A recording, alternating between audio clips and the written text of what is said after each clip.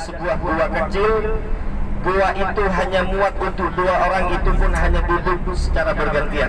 Tidak bisa duduk dengan senyaman ini, karena gua itu memang hanya lubang kecil yang cukup untuk beristirahat sebagai tempat persembunyian.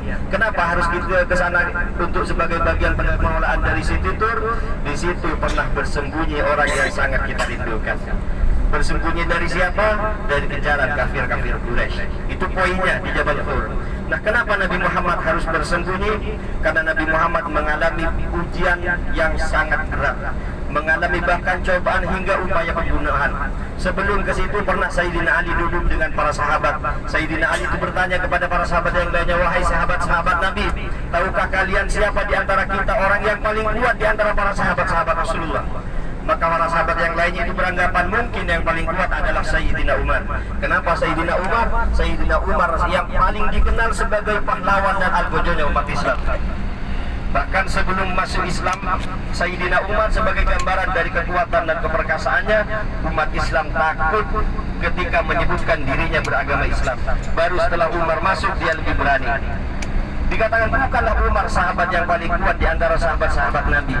Ada yang beranggapan pastilah engkau wahai Sayyidina Ali, sahabat yang paling kuat, karena di perang Khaybar, ada satu perang Khaybar, umat Islam menyerang di satu tempat itu, pintu gerbangnya masih ingat, pintu gerbang Masjid Nabawi, bukan gerbang yang di luar, gerbang yang di masjidnya, pintunya yang sangat kecil apa besar?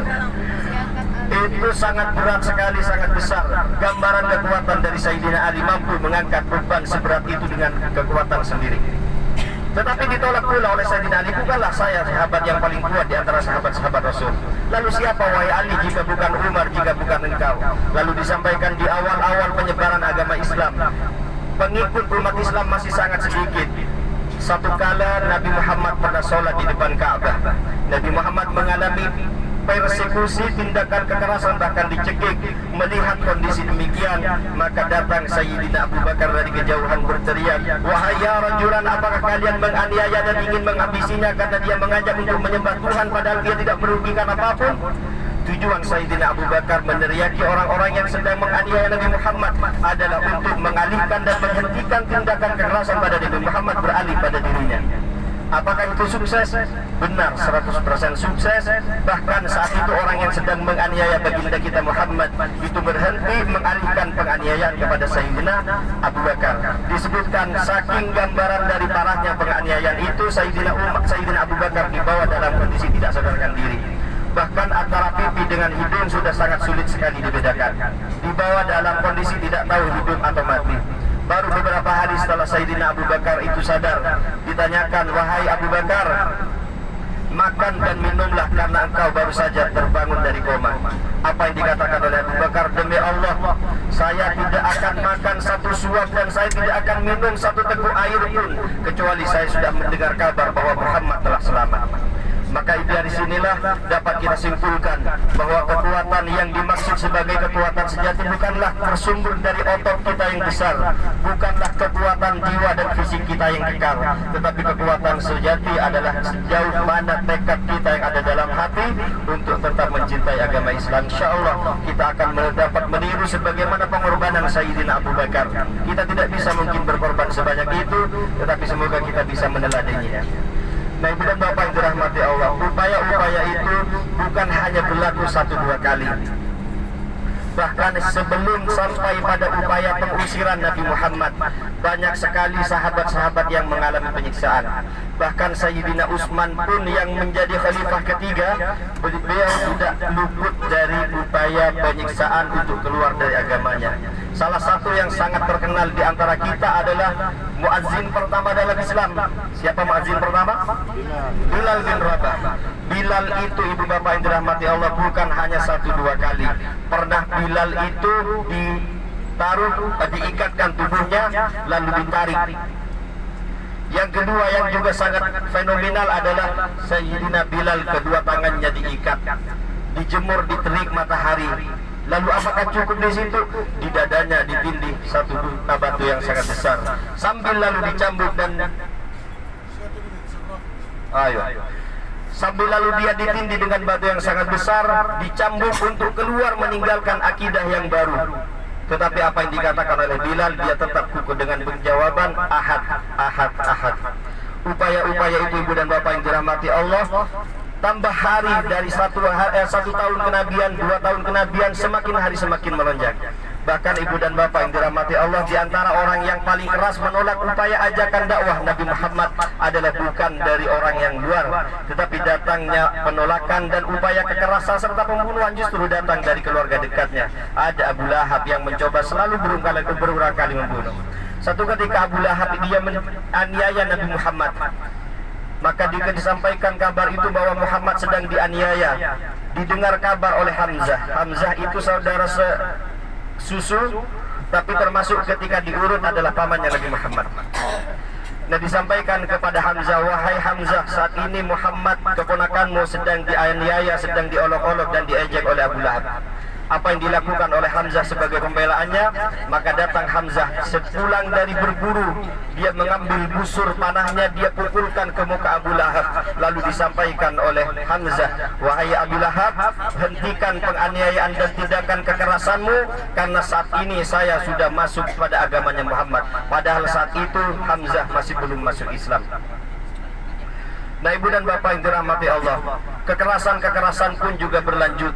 Bahkan di antara yang membuat kita paling kecewa dalam kehidupan kita, ketika kita dikhianati oleh orang yang paling dekat. Biasanya begitu kalau di Indonesia. Tapi kalau di Arab, insya Allah sama. Di antara bukti pengkhianatan itu, di Mekah ada namanya Darun Nadwah. Darun Nadwah itu adalah parlemennya orang-orang Quraisy. Mungkin saat ini kalau di kampung halaman kita, kantor untuk memutuskan keputusan terpenting. Darun Nadwah. Yang mendirikan Darun Nadwah adalah kakek moyang daripada Nabi Muhammad. Dan di situ pula lah Nabi Muhammad diputuskan bahwa Muhammad harus segera dihabisi. Upaya dari kafir Quraisy tidak langsung pada upaya kekerasan. Mereka menggunakan penawaran-penawaran. Bahkan satu ketika ditawarkan melalui pamannya Abi Thalib, wahai Abi Thalib, sampaikan kepada ponakanmu, kalaulah Muhammad menyebarkan agama Islam yang baru ini hanya karena kekuasaan, sampaikan pada Muhammad, kami akan menjadikan dia pemimpin tertinggi. Kalaulah Muhammad pada saat ini menyebarkan ajaran yang baru yang dia bawa hanya karena dia ingin kekayaan, maka kami akan mengumpulkan harta-harta kami akan berikan pada ponakanmu Muhammad. Kalaulah dia menginginkan wanita, maka sampaikan kami akan cari wanita-wanita terbaik tercantik pada zamannya akan diberikan pada Muhammad. 3 cobaan harta tahta wanita ini ditawarkan pada Nabi Muhammad. Tetapi apa yang dijawab oleh baginda kita ketika disampaikan, wahai pamanku, saya tidak akan bergeming sekalipun semua warga itu menolak. Bahkan ibu dan bapak yang dirahmati Allah, mendengar penawaran halus itu sudah tidak mempan, maka ditambah dengan upaya-upaya keras. Tidak bisa dirangkul, maka upaya penghentian untuk dakwah tidak bisa dirangkul, maka dihentikan dengan cara dipukul. Nabi Muhammad satu ketika bahkan dari upaya penghinaan yang dilakukan oleh orang-orang kafir Quraisy, di samping kiri itu Mustasfa An-Nur. Jadi kalau ada orang sakit, nginep di situ tidak bisa ditunggu. Saya pernah bawa kemarin Museum Haji, tinggal di situ berapa hari. Baru pulang tambah capek. Nah, satu ketika upaya penghinaan, persekusi yang dilakukan dan diterima oleh baginda Nabi Muhammad satu kali sujud di depan Ka'bah. Lalu datang sekelompok orang membawa kotoran unta yang begitu banyak. Kotoran unta itu ditumpahkan seluruhnya kepada pundak Nabi Muhammad sampai Nabi Muhammad merasa kesulitan untuk bangun. Baru datang anaknya yang bernama, siapa anaknya Nabi Muhammad? Fatimah, dengan kondisi menangis berderai air mata membersihkan itu semua. Nah, kalaulah saat ini mungkin diantara hikmahnya kita mengalami mungkin penghinaan, kesulitan-kesulitan, maka ketahuilah Nabi Muhammad dulu lebih berat dari apa yang kita lakukan dan kita rasakan saat ini. Nah, di satu sore ibu dan bapak yang dirahmati Allah, setelah upaya-upaya yang dilakukan oleh kafir Quraisy untuk menghentikan dan menghalangi Nabi Muhammad menyebarkan agama baru yang saat itu dianggap mengganggu stabilitas. Kenapa dianggap mengganggu? Sebelum datangnya umat Islam, mereka dengan leluasa karena orang-orang kafir Quraisy di Mekah merasa dirinya paling tinggi, maka melihat orang lain lebih-lebih yang kulit hitam, mereka anggap sebagai orang yang jauh kasta di bawah mereka. Itu yang pertama. Yang kedua, kenapa umat Islam dan Nabi Muhammad dianggap sebagai gangguan stabilitas pada saat itu? Karena sebelum datangnya umat Islam, ketika mereka memiliki anak perempuan yang lahir, maka akan dikuburkan hidup-hidup, karena memiliki anak perempuan dianggap sebagai satu aib dan kehinaan. Baru yang ketiga, apa juga yang dianggap mengganggu pada kafir Quraisy pada saat itu, ibu dan bapak yang dirahmati Allah, mereka sebelum datangnya agama Islam, mereka bebas melakukan tindakan-tindakan yang sangat munkar.